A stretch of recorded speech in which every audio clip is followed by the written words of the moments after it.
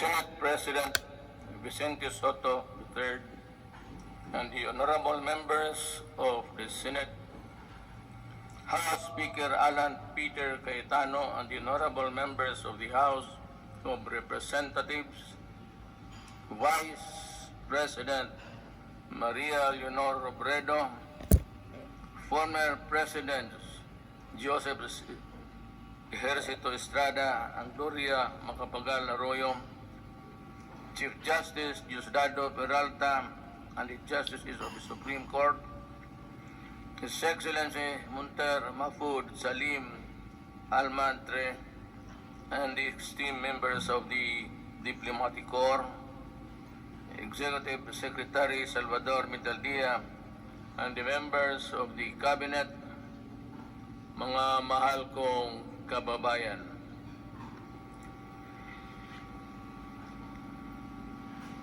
We live in a troubled time. A dream of prosperity for our country was suddenly snapped by a pandemic virulent virus. No nation was spared. Neither rich nor poor were exempt from the onslaught of this deadly disease. But let us not despair. The vaccine is around the corner. Sooner and not later, the virus that gobbled up thousands of lives will itself be laid to rest. In the meantime, let us express the nation's gratitude to those who courageously and willingly put their lives on the line to serve the people and country. We share the griefs of their families, and no amount of tears can compensate their great losses. My countrymen, it is sad that while government focuses its attention resources to battle the coronavirus, there are those who take advantage of a preoccupied government. One of them is Senator Frank Dillon. In an interview, he arrogantly mentioned, among others, that oligarchs need not be rich. Then he linked the anti-dynasty system with oligarchy, and the topic was my daughter and son. This happened after the Committee of Franchise voted 70-11 to deny the grant of franchise to ABS-CBN. Obviously, he was defending the Lopezes, that they are not oligarchs. Great wealth enables economic elites and corporations to influence public policy to their advantage. Media is a powerful tool in the hands of oligarchs like the Lopezes, who use their media outlets in their battles with political figures. I am a casualty of the Lopezes during the 2016 election. The dealers and purveyors of illegal drugs, hiding in the shadow of COVID-19, have stepped up their activities. The amount of shabu valued at millions of pesos seized during police operations speak volumes of the enormity and the weight of the problem that we bear. The corrupt, the grafters, and the influence peddlers also take advantage of their fear and confusion that coronavirus generates the financial and material assistance of government to the unemployed, the sick, and the destitute, running into billions of pesos, are not spared from corruption and ineptitude. Even the donations for well-meaning private persons are schemed before reaching their intended beneficiaries. It is like snatching food from the mouths of the babies. The profiteers, overpricers, and the corrupt felons must be laughing while they stash their dirty monies, but not for long. They cannot outrun the long arm of the law. In this regards, the words of former President Ramon Magsaysay ring fresh and relevant today as the day they were said decades ago. He said, "We need men of integrity and faith like Rizal and Del Pilar, men of action like Bonifacio, men of inflexible patriotism like Mabini. We need their zeal,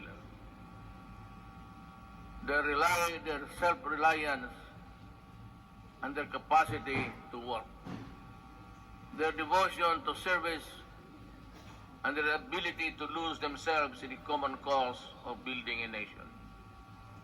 If we allow greed and self-interest and ambition to rule us, then, as stated by one prominent physician, we will be left with nothing better than the lesser evil instead of the greater good." In my inaugural address 4 years ago, I said that no leader can succeed at anything of national importance without significance unless he has the cooperation and support of the people he is tasked to lead and sworn to serve. The efforts and resources which he poured out produced the momentum needed to bring our country closer to our goals. Suffice it to say, we made significant strides over time. Over 4.3 million poor families benefited from the Pantawid Pamilya. Over 92.2 million beneficiaries received subsidies under the unconditional cash transfer program. We also made available tertiary education and universal health care. Public utility drivers were given assistance to the Pantawid Pasada program. There are complaints that some drivers did not receive any assistance at all. I have directed the SWD and DIRG to look into this. I welcome the passage of the law postponing the Barangay and Sangguniang Kabataan elections.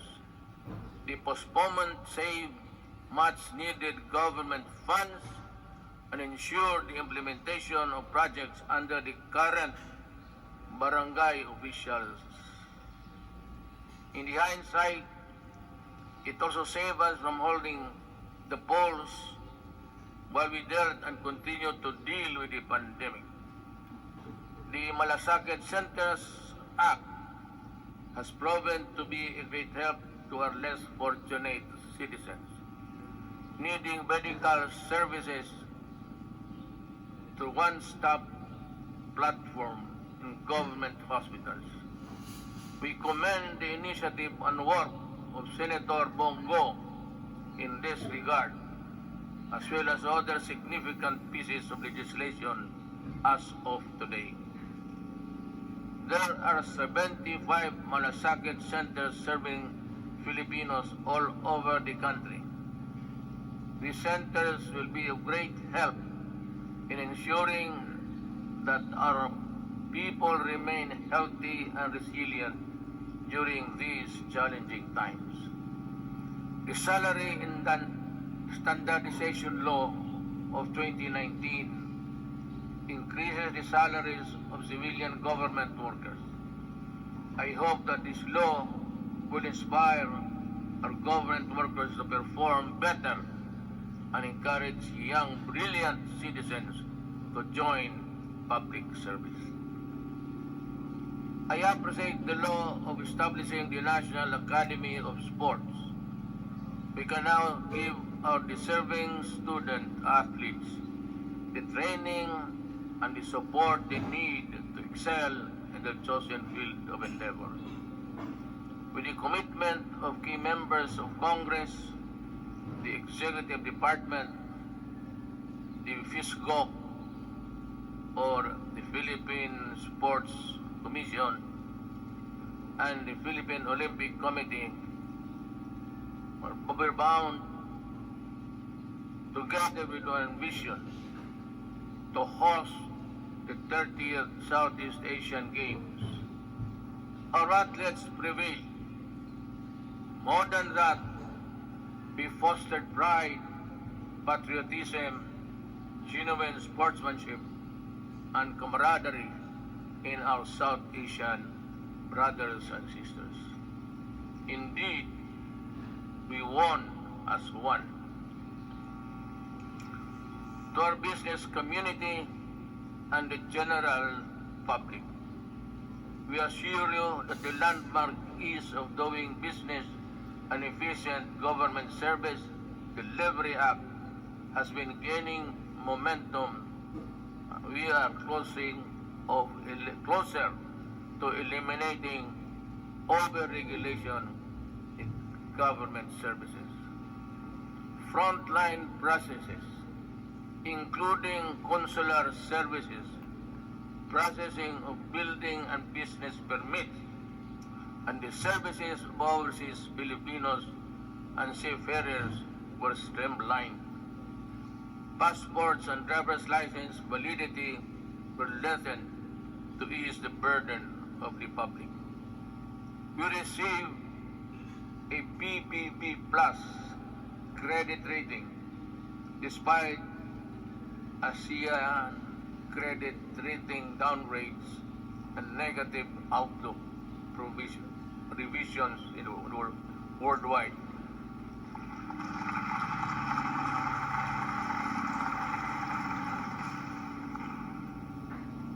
The Japan Credit Rating Agency upgraded us from BBB plus to A minus last month.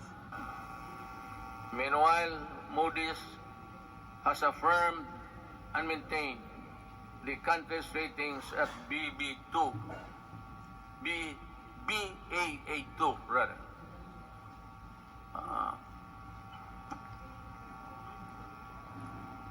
To understand, because with the light I have mine eyesight is not as good as new. Our fiscal position is strong, our economic fiscal management prudent, and our banking system robust. We are in a better position to weather the crisis caused by COVID-19 global pandemic. We have accomplished significant infrastructure projects under the Build program. I will not dwell lengthily on the nitty-gritty of our infrastructure accomplishments. Now, lest I bore you. Instead, we will release a comprehensive written report of our collective milestones and the details of accomplishments that remind us that perseverance, patience, determination will help us move forward even in the most difficult times. We issued last year the Executive Order number 100, establishing the Diversity and Inclusion Program as national program of the government. We want to end discrimination of persons on the basis of age, disability, ethnicities, sexual orientation, and gender identity and expression, and other character traits.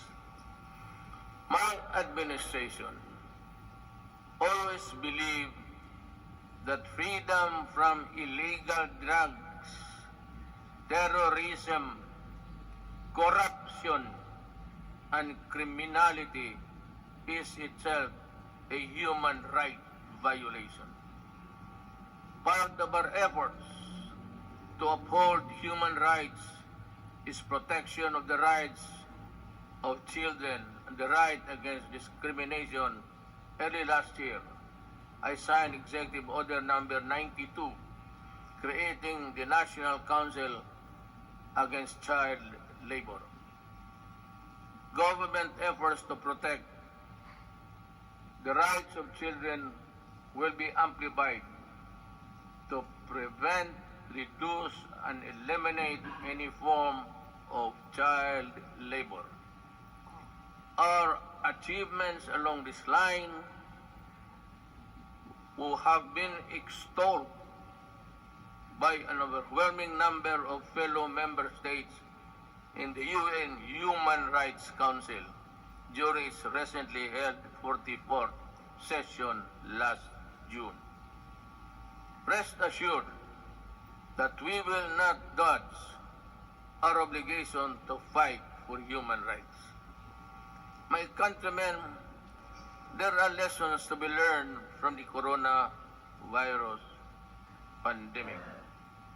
It jolted us to realize that gains made after spending so much planning, effort, cost, and time could diminish considerably and quickly for reasons beyond one's anticipation.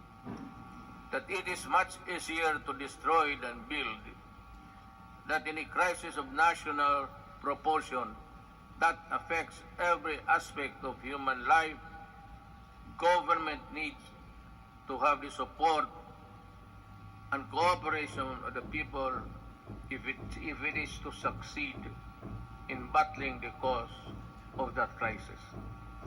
That there are people who ask for compassion but show none themselves. That life, after all, is fickle, like the weather. The gains we achieved for the first 3.5 years were put to a test when the pandemic suddenly struck the global community. While I am aware that the road towards a comfortable life would all be far easy if the pandemic had not occurred, and around the rest of the world we suffered.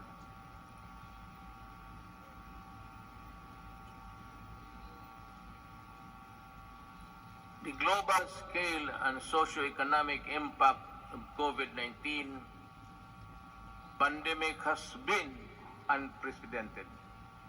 Yet, in the throes of its global health emergency, we have been able to withstand the headwinds generated by this coronavirus.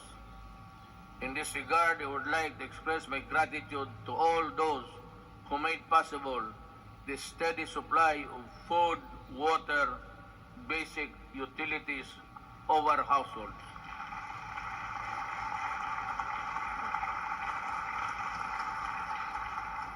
And the provisions of basic social services and financial assistance to our people. Our profound gratitude goes to everyone who helped keep our country's food supply chain running. The valiant soldiers, policemen, and security guards who kept peace and order in our community. The dedicated personnel who kept our essential establishment operational.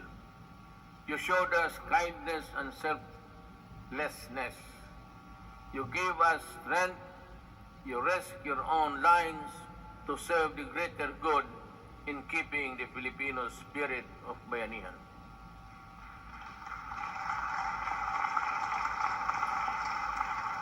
I also thank the men and women of the Interagency Task Force on Emerging Infectious Diseases and the National Task Force Against COVID-19 for all the countless hours it spent to keep the pandemic in check and for all the efforts it made to ensure the safety of our people.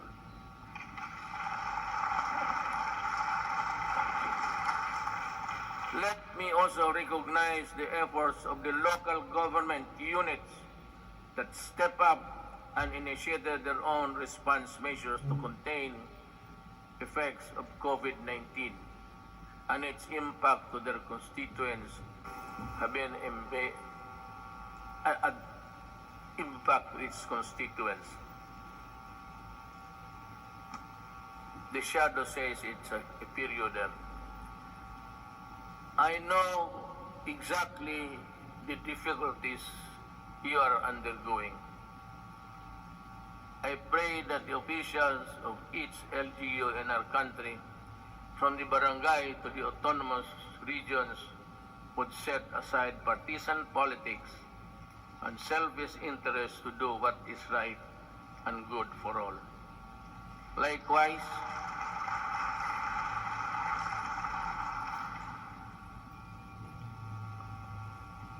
I likewise issued Executive Order Number 104, which imposed ceilings on retail prices of at least 133 drugs and medicines and directed a continuous review of the retail prices of others.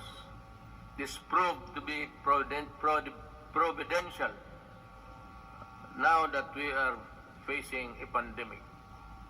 To everyone who helped us in this time of great need, maraming salamat po.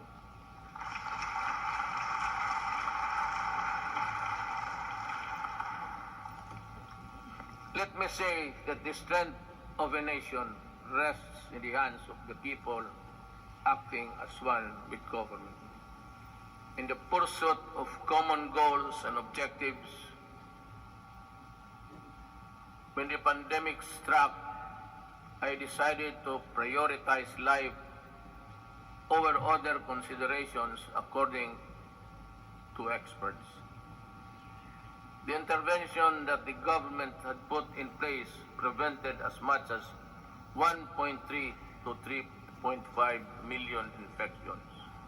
To me, even if the numbers were much lower, it would still be and would have been worth the sacrifice we made. Buhay muna bago lahat. We initially encountered difficulties ramping up our testing capacity. We now have 93 accredited testing laboratories nationwide, and we are aiming to conduct 1.4 million tests by end of July and ensure a quick turnaround time of 48 to 72 hours. Under the Social Amelioration Program, we allotted 2.5 billion to 2.5 billion for poor and low-income households who were affected during this pandemic, who thrive on a no work, no pay arrangement. Admittedly, our implementation of the Social Amelioration Program was not perfect, and some opportunists turned crisis into opportunity. We will catch up with you sooner than you think.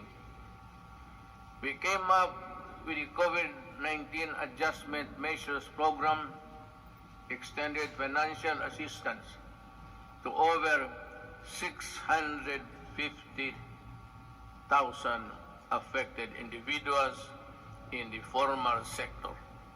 110 OFWs abroad and almost 83,000 repatriated OFWs were also provided temporary wage employment to displace marginal workers through the Tupad project.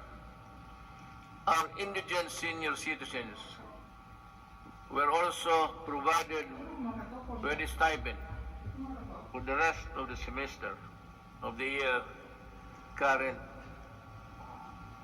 year. The sad emergency stretched government's resources to its limits.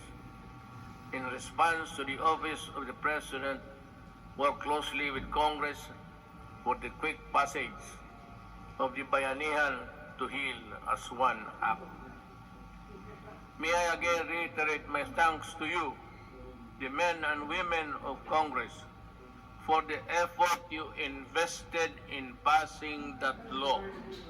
I hope that we can get some or the same treatment of clarity, purpose, and the fastness to support the passage of the Bayanihan Recover to Act as One, which is supplement funds for recovery and response against the impact of COVID-19 pandemic. We must facilitate the country's economic recovery. I call on Congress to fast-track the passage of the proposed measure, such as the Corporate Recovery and Tax Incentives Enterprises or CREATE Act. This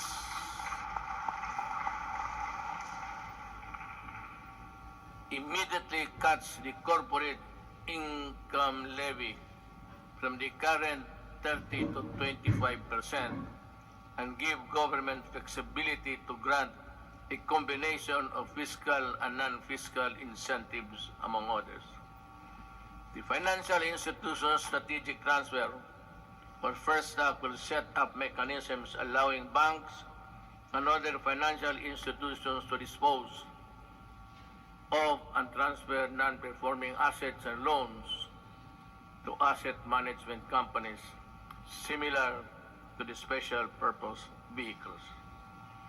Our economic managers have seen infrastructure investment as an effective tool to help spur high growth, attract investments, create jobs, and achieve financial inclusion for all Filipinos.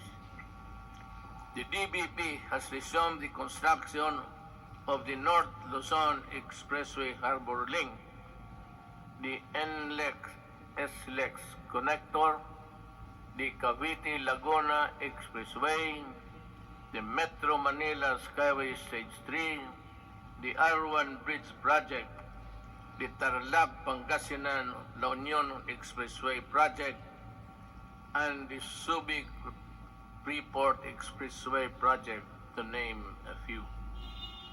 To realize the maximum benefit from the country's investments, the infrastructure projects under the Build program, which are labor and capital intensive, are not mere springboard to the country's swift recovery pandemic. They are economic benefits to be distributed to all corners of the country and for sustainable stability in the urban centers, particularly Manila.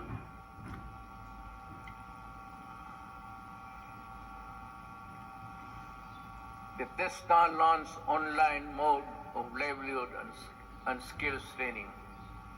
There are 71 free online training to help upskill trainees for the right opportunities. I asked TESDA to come up with special training programs to retool our OFWs so they can find employment opportunities here and at home. I am also calling on the CHED for scholarship programs for the qualified dependents of our OFW. I direct the Department of Agriculture and DTI to come up with the agribusiness and entrepreneurship projects to help displaced OFWs rebuild their livelihood. Further, I ask the Land Bank and other government financial institutions to continue providing low interest loans to our OFW. Sa mga kababayan ko na naghihirap sa ibang bansa, nandito na ang inyong gobyerno para matulungan kayo at inyong mga pamilya, lalo na sa panahong ito.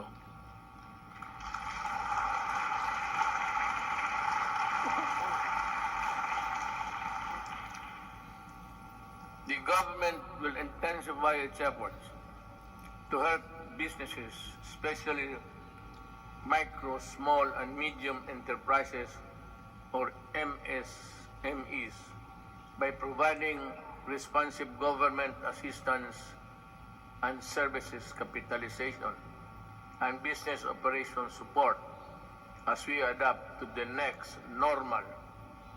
Nanawagan po ako sa ating mga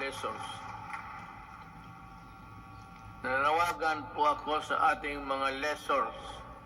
Malasakit at bayanihan po ang sana ang pairalin natin ngayon. This is not the time to drive away leases. During normal times, they were the primary source of your income stream.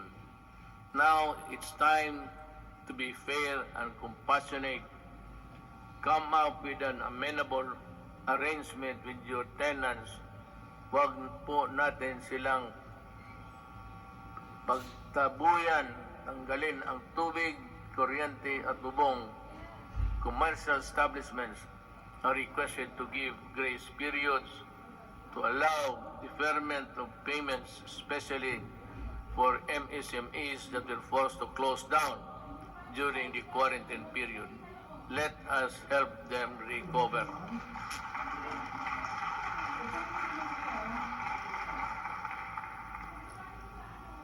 We pump-prime the recovery and rehabilitation of the MSMEs. The DTI to the Small Business Corporation set up the Philippine 1 billion COVID assistance to restart enterprises or CARES program to provide zero interest loans for MSMEs affected by the pandemic as of July 10, 2020. Over 2,600 loans applications worth more than 182.5 million have been approved. We are optimistic that this initiative will help our MSMEs stabilize and recover from their losses. I also enjoin the Bangko Sentral ng Pilipinas and the banks operating in the country to provide regulatory relief for our MSMEs and allow loan payment extension without incurring penalties and charges.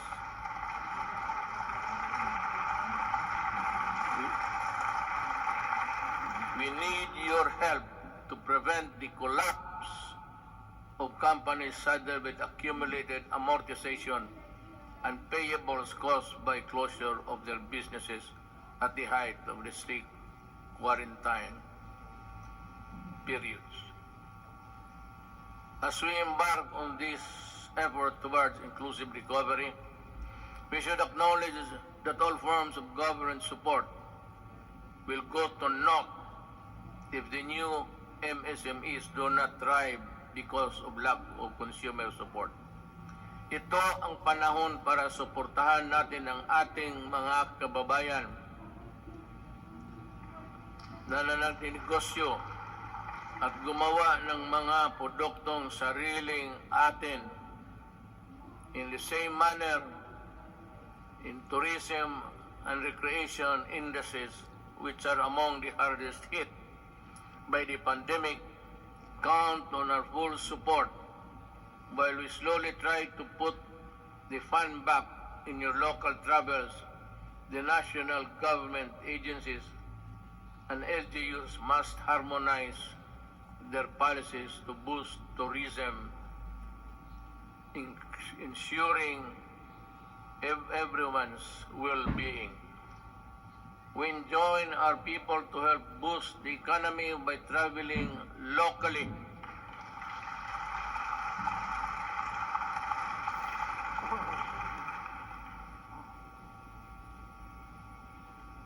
Local na lang.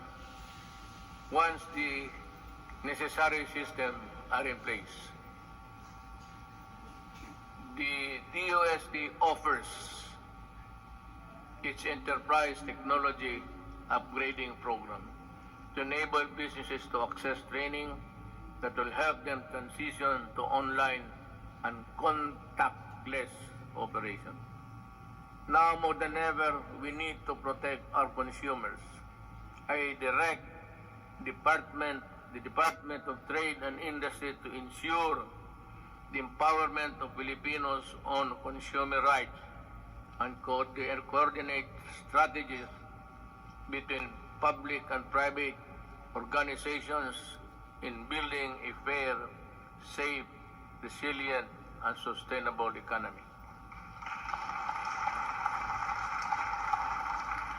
There are welcome developments for commerce and industry, but major economic activities take place in borderless environment with the meager regulatory controls. They expose consumers to various risks related to security, data, privacy, and misrepresentation. We must patrol the country's cyberspace and enforce online consumer and data protection and privacy laws. We must run after online scammers and those undermining the people's trust on the online transactions. We must continue to protect Filipinos in the normal and remind the world that we are responsible stewards of data. I am committed to protect both physical and digital lives of our law-abiding countrymen.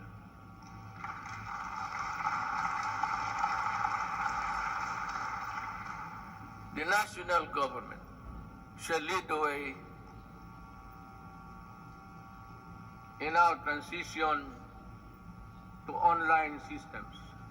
I reiterate my call for all government instrumentalities to implement systems that shall make physical queuing a thing of the past. Panahon na para mawala na ang pila, para mapagsilbihan ang gobyerno ng walang kahirapan para sa tao. The DILG, DBM, and the ARTA, along with all agencies and instrumentalities of government, are hereby directed to make full possible services available online. We need to adjust and adapt a paperless type of business and work performance.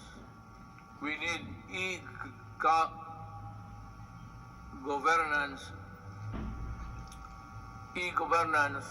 our people with the services they need and the comfort of their homes in the workplaces. It will enable us our bureaucracy to better transition into the new normal and cut red and minimize red tape. Until the COVID-19 vaccine is available, I will not allow the traditional face-to-face teaching or learning unless the risk of exposure to the sickness are eliminated. I cannot and will not put to rest the health and lives of our students and teachers.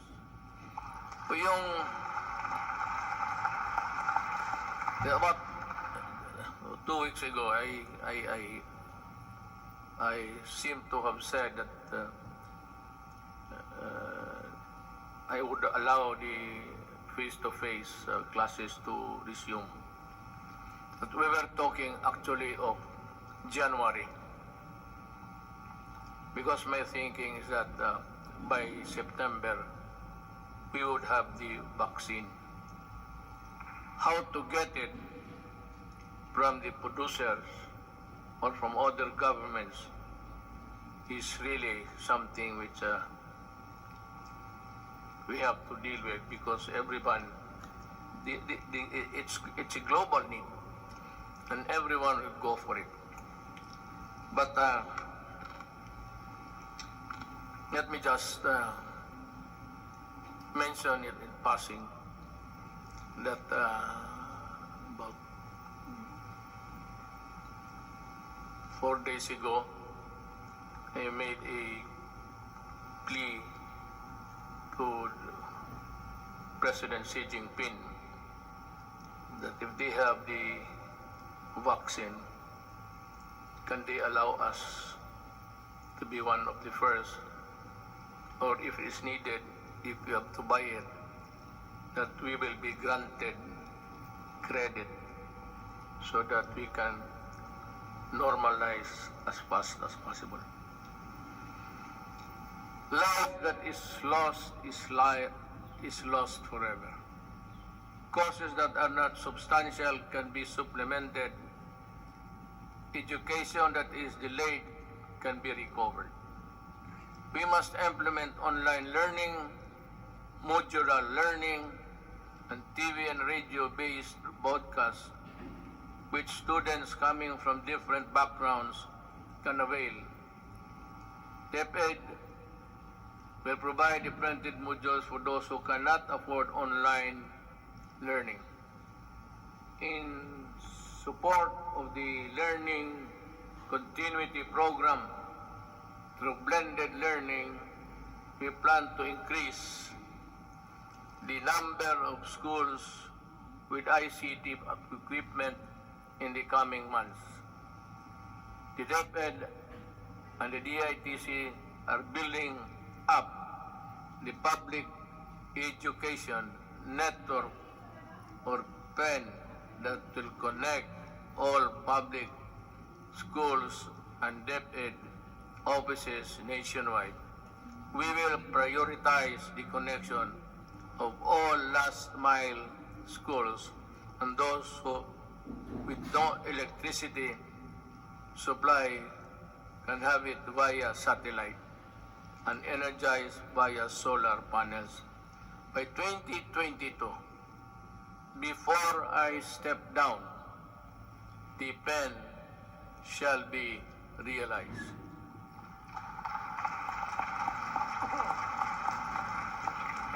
I'm referring to the program. I will do it. TV frequencies reverted back to government for whatever cause or reason shall not be used exclusively to the exclusion of other persons or other dummies to cope up with the demand of the next normal. This will be used to provide uninterrupted quality education to our children in our shift to e-learning.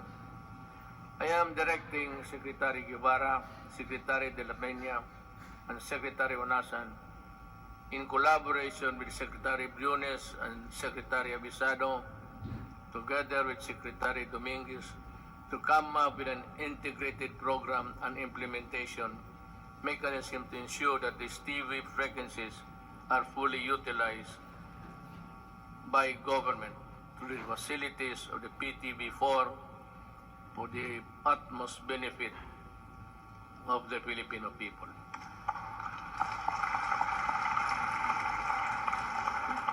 let me just allow me to segue a little bit. For the remaining 2 years of my term, all that is good that belongs to government, whether it be the airwaves, whether it be the lines, or whatever that is good for the people, will belong to the government, and it should be government who should be given the first option to utilize them. Ang sobra kanila. I call on our communication companies to improve their services lest we be forced to take drastic steps to address the less than deal service that the public is getting from you. Alam mo, sisingit na lang ako dito. I am sometimes you are a government pictured to be weak and incompetent because we cannot really force our mandate. Alam mo itong nagbibigay ng mga public services, you better improve. Huwag naman ninyo kaming pahintayin 10 taon bago kami makakamit ng mga services that the other countries are enjoying. If it's just a question of added capitalization or the infusion of money, go and look for it. Maghanap kayo, because if you are not ready to improve, and I might just as well close all of you and we revert back to the line telephone. At kukunin ko yan, i-expropriate ko sa gobyerno. Alam mo itong I'll be strict. Yung smart, pati itong globe, ilang taon na ito? At ang sagot palagi sa akin, the party cannot be reached. Pinasaan pa na pumunta yung yawa na yun?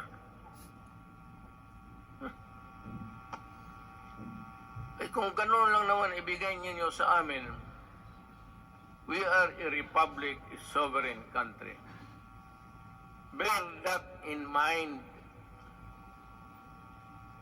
because the patience of the Filipino people is reaching its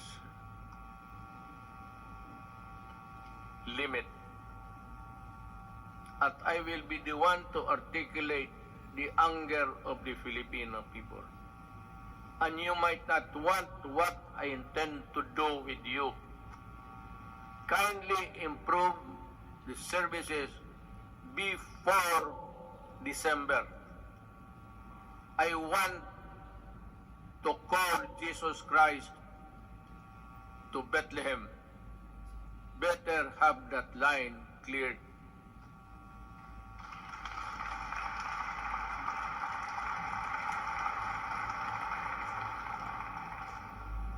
Alam sa totoo ng ate na po na ako sa inyo.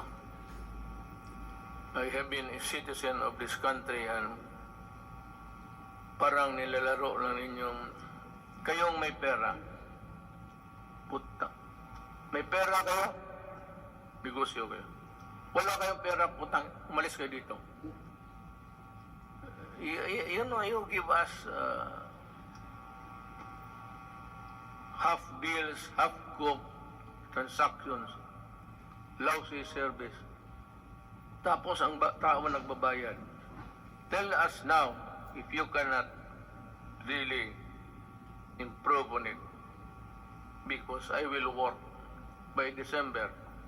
I have 2 years. The next 2 years, will be spent improving the telecommunications of this country without you. I will find a way. I will talk to Congress and find a way how to do it.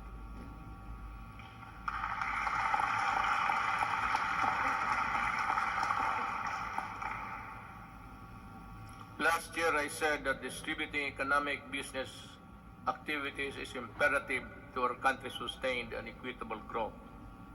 Today, I reiterate that statement. I issued Administrative Order Number 18, directing concerned agencies to strengthen the development of special economic zones in areas outside Metro Manila. I also issued Executive Order Number the same 114 to institutionalize the Balik Probinsya Bagong Pag-asa program. This consolidates and refocuses existing economic and social welfare programs, activities, and projects toward the countryside. It is also an international agency council headed by Executive Secretary Salvador Medialdia, which will create a framework for the effective implementation of the project. Kung hindi ninyo ako naiintindihan sa sinabasa ko, mas lalo ako.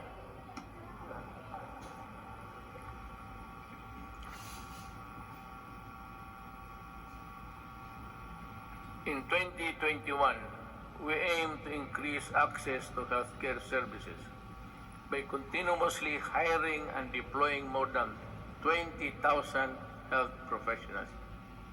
This will augment health workforce in LGUs, particularly in isolated and disadvantaged areas.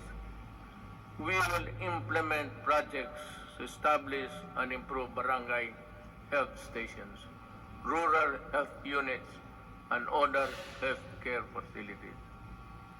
And we will need to address internal security. We are pursuing a whole-of-the-nation approach to bring peace and order, development in the countryside. We need to provide intervention and implement the Barangay Development Program. This will provide cleared and threatened communities. This refers to a program where the armed forces would play a vital role in the One Nation approach. This is what is meant by this. And that every agency of the government, including the armed forces of the Philippines, should participate. And I am aware of the skirmishes and the assassination of our soldiers. And I said, correct this so that we can proceed with the barangay implementation as fast as possible. We have made significant strides in the past 4 years, but we need the support of local government leaders. We need your help to implement the Barangay Development Program. Certain sectors expressed concern when I declared martial law in Mindanao and its extension 3 times. But 2019 ended without my office requesting any further extension. Martial law in Mindanao ended without abuses by the civilian sector, by the police, by the military. It ended because this time I know that they know how to love the country. I thank Congress for the support to these administration programs. Congress has been very productive, but much more remains to be done. You know, actually, my speech, if we followed it carefully, it's all a plea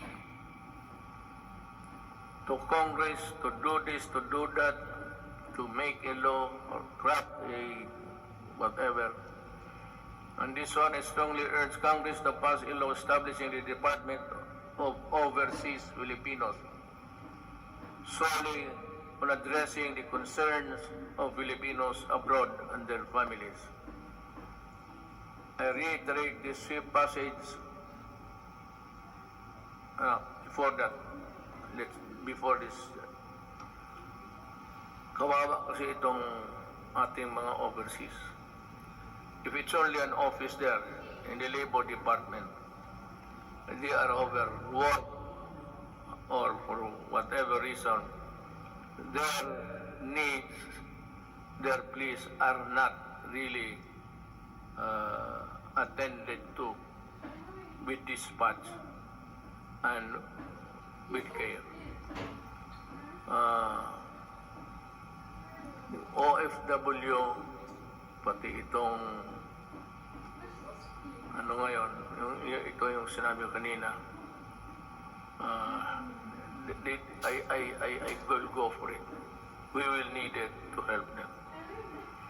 I reiterate the swift passage of a law reviving the death penalty by lethal injection for crimes specified under the Comprehensive Dangerous Act of 2002. I did not hear so much clapping, so I presume that they are not interested.